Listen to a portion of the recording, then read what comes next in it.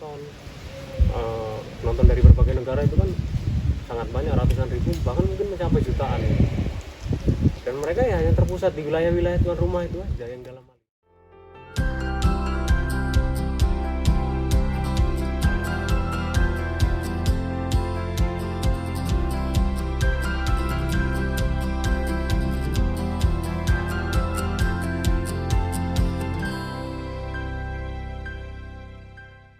wilayah tuan rumah itu aja yang dalam hal ini itu tadi yang secara infrastruktur pembangunan segala macam sudah sangat bagus. Ya uangnya muter-muter di situ aja, itu tersentral di situ. Nggak akan uang itu bisa sampai ke Sumatera paling utara, kemudian nggak akan uang itu terasa sampai Kalimantan paling utara maupun wilayah-wilayah lain gitu, di luar si tuan rumah ini.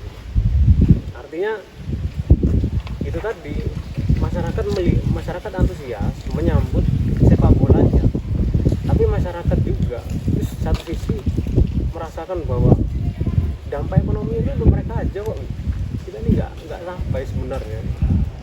Jadi bisa dibilang itu antusiasme semu semata untuk hanya sepak bola gitu, tapi masyarakat juga sebenarnya dalam hatinya kami juga pengen wilayah kami itu diperhatikan secara infrastruktur sehingga kemudian bisa menyelenggarakan event-event besar di kemudian hari gitu.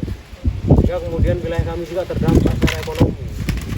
Saya rasa semua masyarakat di luar region tadi, di 3 wilayah tadi itu juga punya rasa itu untuk kemudian ingin wilayahnya dikenal internasional, ingin kemudian produk-produk lokalnya dinikmati atau dibeli oleh internasional, sehingga kan perputaran uang itu terjadi gitu, secara masif gitu, dan itu berdampak pada pembangunan ekonomi gitu. Jadi saya juga mengiyakan bahwa penalti itu tidak hanya diberikan oleh FIFA sebenarnya, tapi oleh masyarakat kita sendiri yang berada di wilayah-wilayah marginal dalam konteks ini, yang tidak merasakan pembangunan dari pemerintah, terutama di aspek di sektor sepak bola.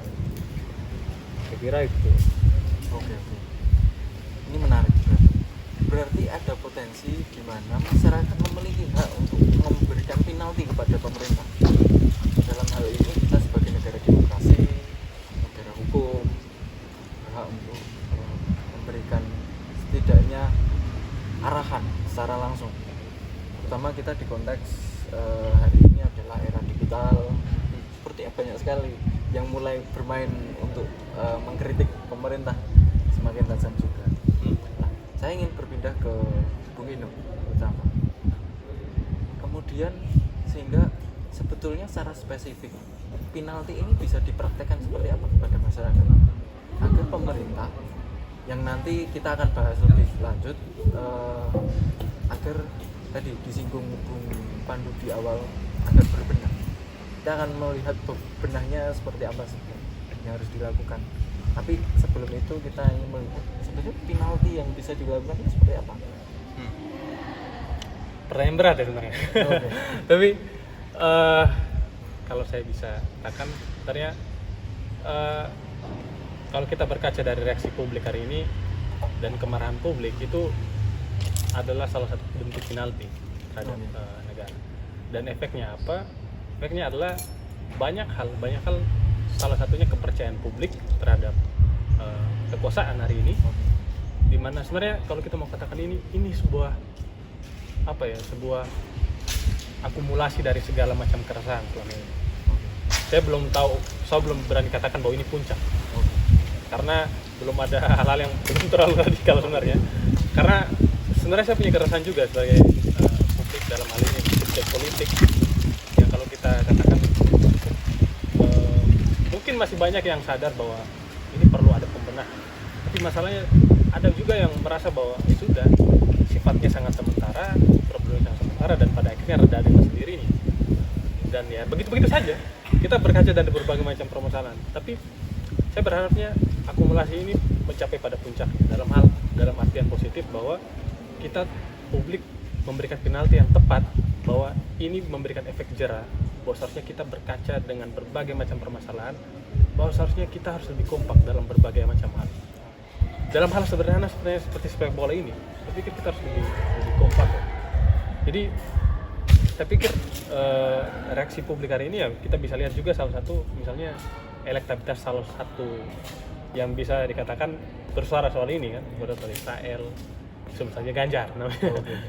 Ya, memang efeknya itu tadi publik marah dan elektabilitasnya turun. Itu salah satu yang bisa kita katakan bahwa ini reaksi publik dan kemarahan publik. Walaupun mungkin masih ada waktu untuk beliau merekonsiliasi ini, mengembalikan elektabilitas itu, tapi itu menurut saya tidak terlalu penting untuk dibicarakan, karena yang paling penting adalah bagaimana publik itu menjadi subjek yang militan. Kalau saya berkaca sedikit dari teori Alan Badiou, seorang neo-Marxis, dia bilang subjek harus jadi militan. Tidak cukup sampai ke representatif, dia harus jadi subjek yang presentatif. Jadi sebagai subjek yang presentatif, dia harus sadar dengan berbagai macam akibat masalah, akumulasi masalah yang terkumpul dalam ini, sehingga dia punya waktu yang tepat untuk melakukan hal yang memang seharusnya ini penalti yang tepat, ini ya apa yang harus kalian terima dari segala macam apa yang kalian buat. Jadi itu poin yang sebenarnya saya harapkan. Tapi efek domino tentunya berhubungan dengan politik kita sendiri dari 2024, dan salah satu kepercayaan publik terhadap pemerintah, dan apakah ini akan berdampak besar, belum tentu juga berdampak besar dalam hal merubah apa ya, skema politik dan berbagai macam kebijakan elit, belum tentu juga selama reaksi ini hanya sifatnya sementara.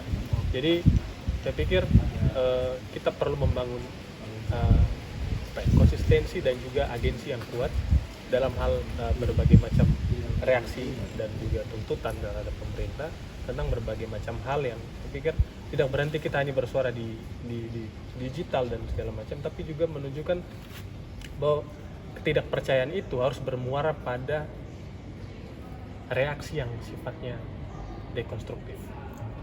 Saya berposisi itu. Ini bukan upaya radikal ya, tapi saya berharap bahwa struktur itu harus mencapai pada keseimbangan tertentu. Jadi saya pikir penalti saat ini ya kita bisa lihat yang sifatnya sementara, politik pemilu nanti 2024 dan juga kepercayaan publik yang semakin menurun, dan pemerintah punya tanggung jawab besar untuk mengembalikan itu. Thank you. Ini memang perlu sih mulai hari ini sepertinya bagaimana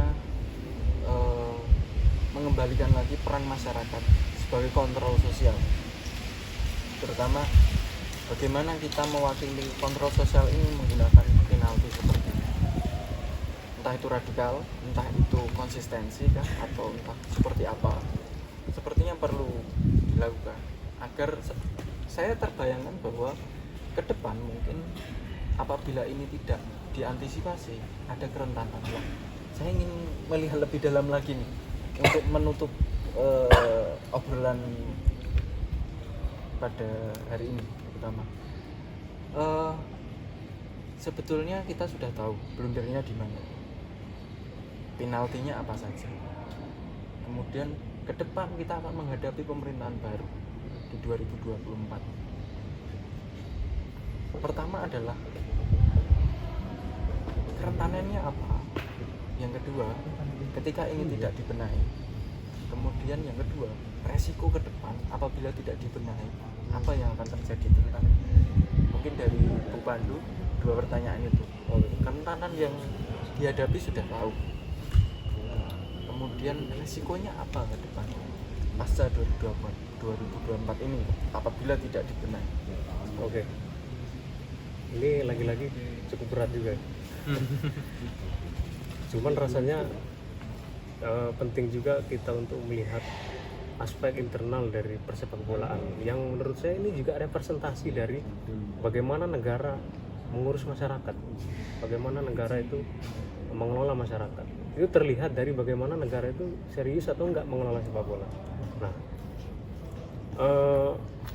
tadi pertanyaan soal bagaimana kemudian apakah penalti ini akan sampai di sini saja, kan sebenarnya itu, ataukah ini justru akan continue sampai kemudian misal kita sudah ganti pemerintahan, penalti itu akan bisa berlanjut kemudian. Nah, di sini saya juga ingin menyoroti bagaimana pemerintah serius atau tidak sebenarnya membenahi urusan sepak bola dalam negeri ini.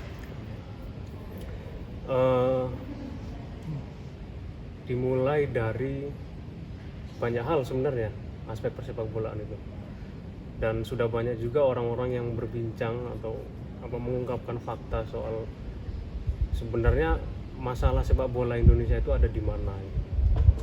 Banyak sekali, misal pengaturan skor, kemudian karena pengaturan skor akhirnya ketidakprofesionalan dalam pertandingan, baik itu dari wasit maupun perangkat-perangkat pertandingan yang lain, atau dari klub itu sendiri misalnya, atau bisa dari pemainnya juga, dan perangkat-perangkat pertandingan yang lain gitu. Dan selama ini kan kita masih belum melihat pemerintah itu membenahi itu secara serius, itu belum kelihatan gitu. Masih ada semacam pembiaran gitu oleh pemerintah.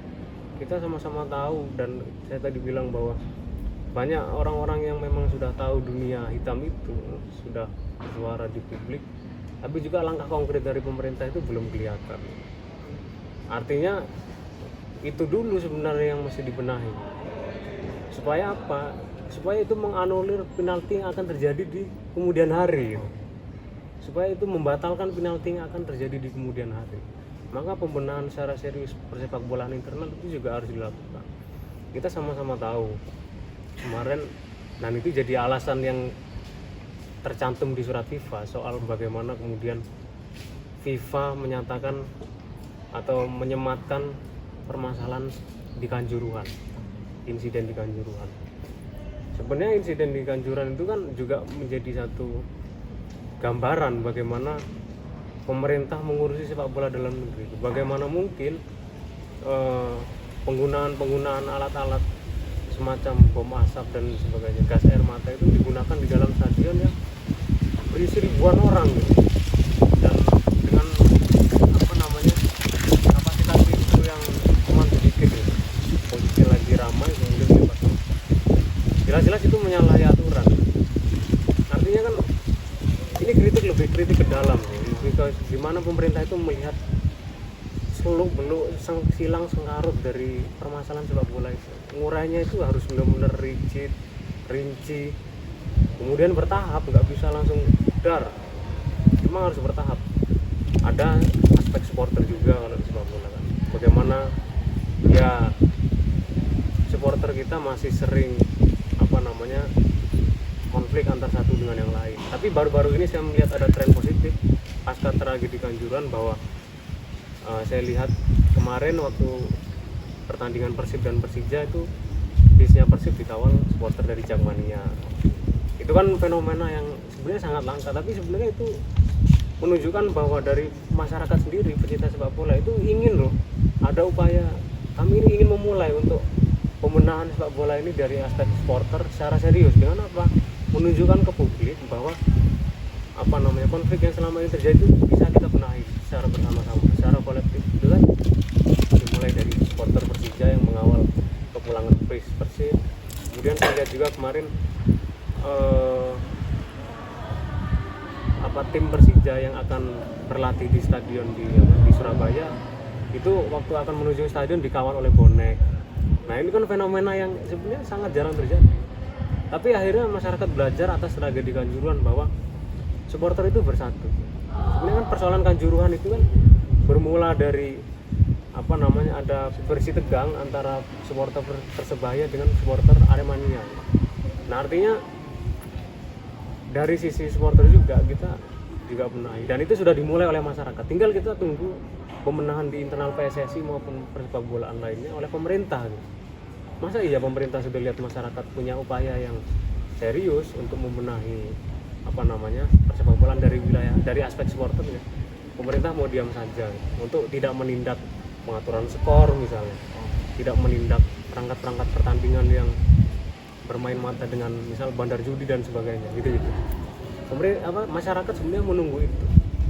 Dan kalau pemerintah itu tidak kelihatan atau tidak punya itikat untuk serius membenahi itu, jangan-jangan itu tadi FIFA melihat akhirnya pemerintah Indonesia nggak serius, supporternya sudah baik, sudah bersatu, sudah tidak ada lagi ketegangan yang sifatnya bisa mengarah ke kekerasan, itu sudah tidak ada lagi. Tapi ternyata pengaturan Liga 1, pengaturan Liga 2 dan sebagainya itu masih terjadi.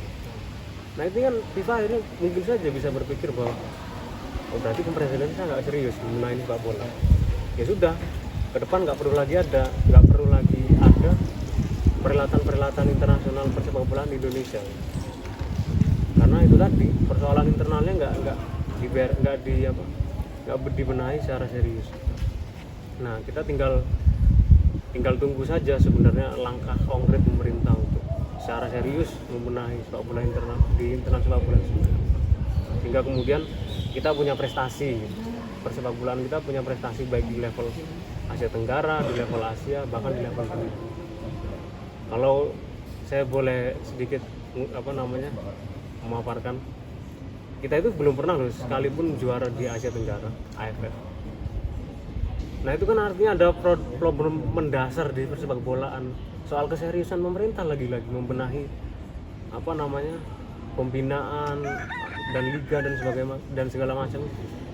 Dilihat dari prestasinya saja di level Asia Tenggara yang isinya cuma 11 negara. Dari awal perhelatan itu dimulai tahun 19 berapa sampai hari ini Indonesia belum pernah sekalipun juara. Negara yang sebesar ini, yang kata Inu tadi antusiasme sepak bola di timur, baik juga di barat dan di wilayah lain itu sebenarnya tinggi, dan nggak mungkin nggak menyimpan talenta yang berbakat tadi gitu. Tapi kenapa sekalipun kita nggak pernah juara? Nah itu kan persoalan serius sebenarnya gitu. Pemerintah ini mau serius atau enggak sih sebenarnya sepak bola ini gitu. Sebenarnya itu Bung, untuk membaca bahwa penalti ini akan terjadi lagi atau enggak ke depan, itu di luar dari aspek masyarakat tadi yang sudah mulai berbenah juga, dari aspek supporter, itu dari pemerintah juga. Sejauh mana pemerintah mau bergerak untuk melakukan pembenahan itu. Sebenarnya begitu. Lanjut ke pertanyaan berikutnya. Kalau Bung Wadu punya pendapat bahwa memang masyarakat sudah memiliki awareness untuk pertama melakukan penalti terhadap pemerintah dengan cara mereka berbenah terlebih dahulu, sehingga tinggal menunggu keseriusan pemerintah. Pandu berpendapat seperti itu.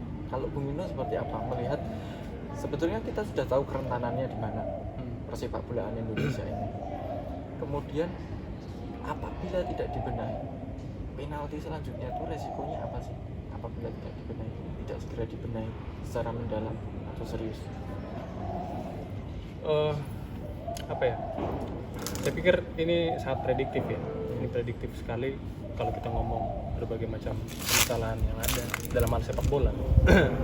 Jadi kalau kita mau katakan apa yang perlu dimulai dari pembenahan ini, saya pikir dimulai dari organisasi kita sendiri, PSSI. Walaupun kita bisa katakan ada tren positif di mana pergantian ketum PSSI yakni Erick Thohir ya sekarang. Namun saya pikir ini menjadi tanggung jawab besar beliau untuk membenahi. Saya berusaha untuk positif saja bahwa semoga perjalanan PSSI masuk badan jalan yang benar, artinya bahwa ada perubahan yang signifikan. Walaupun dalam catatan tertentu beliau ini juga mengemban jabatan sebagai Menteri BUMN. Dalam artian bahwa tanggung jawab beliau tidak sedikit. Jadi bukan hanya sepak bola tapi juga urusan kementerian. Dan itu juga kita bisa katakan bahwa beliau apakah bisa fokus atau serius dengan permasalahan sepak bola di tengah kesibukan beliau. Sebagai juga dia adalah seorang pebisnis. Harapannya bahwa dengan karakter beliau, saya pikir dan juga pengalaman beliau, saya pikir beliau bisa ditaruh kepercayaan yang lebih ke beliau dan bisa merombak ini dan juga membawa sepak bola kita jalan yang lebih baik. Jadi saya pikir ke depan efek domino yang akan dibawa dari permasalahan sepak bola ke pemerintahan selanjutnya itu sangat tergantung bagaimana PSSI itu sendiri. Kalau kita ngomong sepak bola, kalau kita ngomong yang lebih luas yaitu struktur pemerintahnya sendiri yang harus dirombak. Siapa yang harus kita pilih ke depan? Walaupun itu juga perlu kita ngomong banyak hal lah, karena persoalan struktur ini kan persoalan yang banyak, ada oligarki di sana, ada elit yang belum tentu kompak di situ, dan publik juga bingung. Kita pilih, ibarat kalau kita pilih, kalau pemilu kan kalau bahasa umumnya kita pilih kucing dalam karung, yang kita dapat kucing sendiri, jadi bingung juga nih. Karena itu berharapnya dapat anjing tapi kucing, semuanya kucing dalam karung, jadi bingung juga sebenarnya publik di sini, karena yang kita pilih tipikal yang sama. Harapannya selama itu bisa berjalan baik, kita harus cukup karena kita demokrasi menyediakan civil society yang mandiri, maka kita menggunakan itu dengan baik. Karena belakangan ini ada catatan juga bahwa kekuasaan itu mulai mereduksi kapasitas civil society. Jadi dari situ kita harus segera waspada sebenarnya, bahwa kita harus membangun hegemoni tandingan yang cukup, konsolidasi di tingkat banyak hal, anak muda, mahasiswa dan segala macam. Persatuan sepak bola tentunya kita bikin apa ya, dewan pengawas sendiri misalnya. Itu mungkin asumsi saja. Tapi saya pikir kita harus cukup mandiri dalam hal ini, karena kalau kita selalu bergantung pada kekuasaan, sampai kapan? Jadi demokrasi uniknya, walaupun kita katakan demokrasi itu bising, tapi demokrasi itu menyediakan fasilitas yang cukup sebenarnya untuk civil society. Pakai itu, kita harus cukup mandiri menggunakan itu, karena kalau kita membiarkan kekuasaan, banyak hal permasalahan elit yang kita udah berapa kali pakai sistem terbuka tertutup, berapa kali ganti kekuasaan, rezim yang sama saja sebenarnya. Kemasannya berbeda, isinya sama. Itu selalu. Jadi saya pikir permasalahan struktur tidak akan berhenti kalau kita juga tidak mandiri. Jadi ini catatan untuk kita bahwa kita harus jadi subjek yang militan, subjek yang merdeka, subjek yang mandiri. Jadi sebenarnya kalau kita berharap harus ada perombakan yang besar-besaran ataupun mengkritisi terus-menerus, saya pikir tidak cukup kalau kita tidak membangun kapasitas kita sendiri sebagai sebagai subjek yang merdeka, sebagai civil society yang akhirnya bisa memantau mereka dengan baik, bisa menjalankan tugas kita dengan benar. Karena itu tadi, tawaran yang dikasih oleh demokrasi adalah kita bisa lebih banyak berekspresi. Berbeda halnya dengan aristokrasi ataupun jenis pemerintahan lama ya. Tentunya kekuasaan itu sangat absolut. Jadi saya pikir itu menurut saya kita harus cukup berani untuk bersuara. Kita harus tidak hanya sekedar resah lalu kembali ke tempat tidur, tidak hanya sampai di situ, marah-marah tidak sampai di situ. Kita harus memberikan reaksi lebih. Mungkin untuk closing statement juga, menurut Bung Ino, harapan ke depan seperti apa? Selain tadi masyarakat memiliki peluang untuk keluar dari reduksi kekuasaan dan sebagainya, dari Bung Ino seperti apa? Harapan ke depan agar ujung ini bukan hanya sebatas penalti saja, tapi harapan masyarakat atau seperti apa? Harapan dari Bung Ino.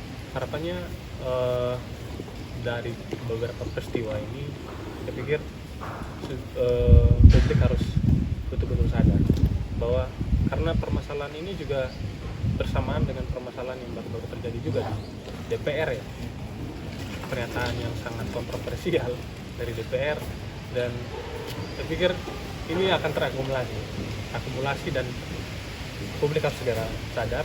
Kita harus merapatkan barisan dan perlu mempertimbangkan kita harus menunjukkan bahwa kita tuh tidak boleh terus menerus seperti ini. Jadi saya pikir harapannya ya tentu saja publik harus betul-betul publik ada subjek yang merdeka, subjek yang cukup militan dalam hal kontestasi demokrasi, dan juga saya harap juga elit harus segera sadar dengan apa yang menjadi ganjaran diberikan hukuman terhadap kita dan berbagai macam peristiwa yang tidak bisa kita tutup. Dan publik harus betul-betul merefleksi ini dengan baik. Dan cara menyadarkan mereka, karena kita tidak bisa terus berharap bahwa mereka sadar sendiri ya, itu dari kita sendiri sebagai civil society, sebagai publik, terus menyadarkan mereka. Proses penyadaran itu dimulai dari kita. Jadi kalau kita berharap hanya sekedar menyadarkan mereka dengan memilih orang yang tepat di pemilu, saya pikir sudah berapa kali pemilu yang diselenggarakan, kita selalu memilih orang yang tepat sebelumnya, tapi pada akhirnya bisa lihat. Dan saya pikir penyadaran itu tidak hanya lewat pintu-pintu pemilu, pencoblosan, tapi juga dimulai dengan aksi yang lebih nyata lagi. Jadi uniknya adalah karena kekuasaan itu juga punya sisi yang bisa saja negatif, maka kita dihadapi dengan berbagai macam hal. Kita tidak kompak juga karena permainan-permainan tertentu yang dimainkan oleh elit oknum. Jadi kita harus sadar bahwa bagaimana skema politik dijalankan, bagaimana mereka menurunkan atau melawan hegemoni tandingan dari publik. Jadi kita harus membaca itu. Makanya saya pikir kalau kita ngomong sepak bola dan apapun itu, politik harus kita bawa dalam artian bahwa kita tahu bagaimana kekuasaan memainkan prosesnya, dan kita memainkan diri kita dan dalam keterlibatan yang tertentu. Tapi dalam hal ini kita harus sadar atau menyesuaikan kekuasaan dengan berbagai cara yang saya pikir tidak cukup lewat hal-hal yang sangat prosedural. Kalau Bung Pandu sebagai closing statement dan memberikan pandangan baru kepada teman-teman, ini sifatnya akan seperti pendulum atau ambivalensi. Jadi bisa nanti mungkin masyarakat akan memiliki persepsinya sendiri, tapi dari Bung Pandu harapannya ke depan akan seperti apa? Karena saya kembali lagi soal pernyataan saya tadi, serius atau tidaknya negara ngurusin sepak bola itu, ngurusin negara itu terlihat, ngurusin masyarakat itu terlihat dari masyarakat negara ngurusin sepak bola gitu. Jadi kalau ngurusin sepak bola aja nggak serius, apalagi ngurusin masyarakat. Artinya ini perlu ada pembenahan yang benar-benar serius di internal persepak bolaan. Kan itu tadi banyak aktor-aktor dalam sepak bola itu yang memang harus satu suara dulu untuk membawa persepak bolaan Indonesia ini mencapai keinginan bersama gitu, untuk terus punya prestasi dan sebagainya. Dan saya bilang tadi bahwa masyarakat sudah mulai gitu, dari supporter, karena belajar dari Kanjuruhan kemarin sudah mulai sadar, sudah mulai ada awareness gitu, untuk sama-sama ayo kita saling rangkul, udah nggak usah konflik-konflik lagi, pertandingan berikutnya kita saling kawal. Nah itu kan artinya bisa membangun image, bisa membangun citra bahwa persepak bolaan Indonesia itu secara supporter sudah damai, sudah clear di wilayah supporter. Tinggal di wilayah struktur tadi, di wilayah internal dari negara maupun dari PSSI itu sendiri sebagai perpanjangan pemerintah untuk ngurusin sepak bola gitu. Ketika masyarakat sudah memulai, tinggal PSSI-nya, tinggal pemerintah dan PSSI-nya ini mau seperti apa gitu. Sehingga ke depan itu bukan lagi penalti yang kita dapat, tapi prestasi. Nah, kira-kira seperti itu. Oke. Saya mendapatkan banyak insight untuk hari ini, dari baik memandang soal bagaimana sisi masyarakat dari Bung Pandu dan bagaimana sisi struktural dari pemerintahan dari Bung Ino terutama. Mungkin kita cukupkan. Terima kasih atas waktunya Bung Pandu dan Bung Ino. Saya kira kita akan lanjut lagi untuk pertemuan berikutnya. Terutama ini menarik, kita akan lihat lagi bagaimana sih mungkin ke depan sisi masyarakat daripada Bung Pandu tadi dan sisi struktural pemerintahan, elit, pengusaha dan sebagainya. Sebenarnya kita akan lihat ke depan akan seperti apa pergeserannya dari kasus penalti ini. Semoga tidak ada blunder lagi, atau mungkin kita akan coba lihat siapa yang akan lebih dulu melakukan penalti, apakah pemerintah atau masyarakat. Sepertinya seperti itu. Terima kasih. Terima kasih Bung Pandu. Terima kasih Bung Ali. Minum. Titip salam buat teman-teman